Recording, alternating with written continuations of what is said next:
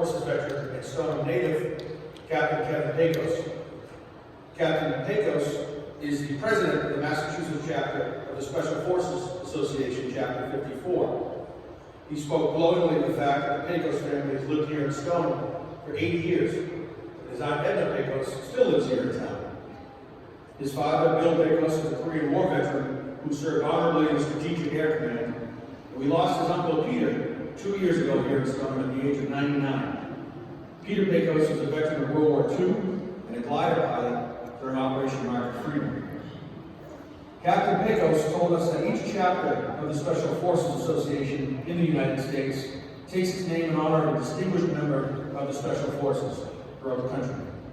The Massachusetts chapter is named in honor of Stoneham's own William F. Buckley, for whom Buckley Square is named. Captain Pecos read to us a summary of the life of Lieutenant Colonel Buckley, which is inscribed in the facade of the memorial down in the center of town.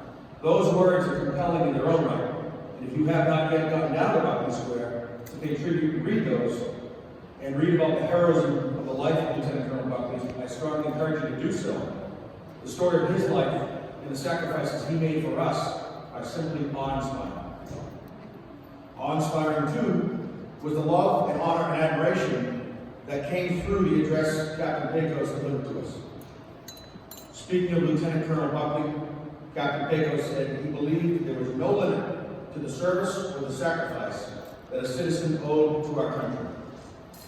His voice buckled with emotion as he said that Lieutenant Colonel Buckley ran into peril because he loved his family, he loved his friends, he loved Stoneham, and he loved America.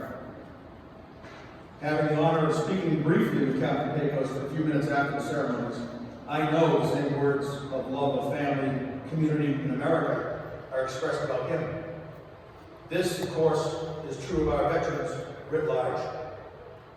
I can and will go on briefly with words of thanks because today is a day to honor and express our sincere gratitude to every person who is enlisted in the United States Armed Forces, or has been commissioned as an officer, or has become a member of the National Guard.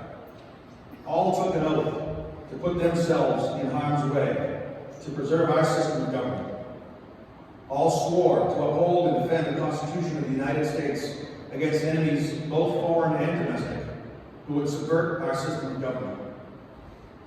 As the words and emotions of Captain Pecos confirmed for all listening, our veterans do not walk away from that oath when they retire from active duty. Our veterans live those words and that oath daily.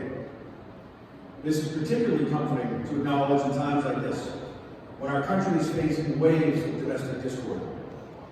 Division seems to deepen daily, as those who would profit from chaos spread mistruths and conspiracy theories freely and seemingly without care or consequence. Public health has somehow become a political strawman, and the keyboard warriors of social media attempt to undermine our government at every turn. In facing this stark reality, I took great comfort in the words of an actual warrior, General Mark Milley, the chair of the Joint Chiefs of Staff of the United States and a proud son of Winchester.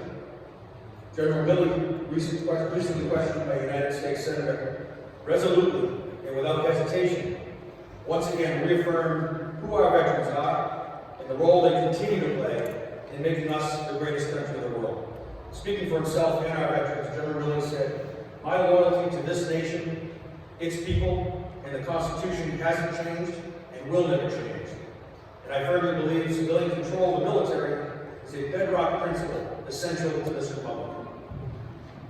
General Milley and Captain Pecos confirmed in their own words and deeds and actions that there is no duration to the oath our veterans take. There's no expiration date to that oath.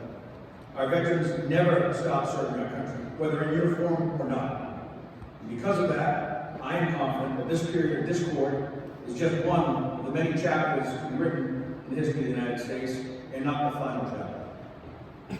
In large part, I have veterans to thank for that faith. To all who have served and continue to serve, thank you. May God bless our veterans, and may God continue to bless the United States of America. Thank you.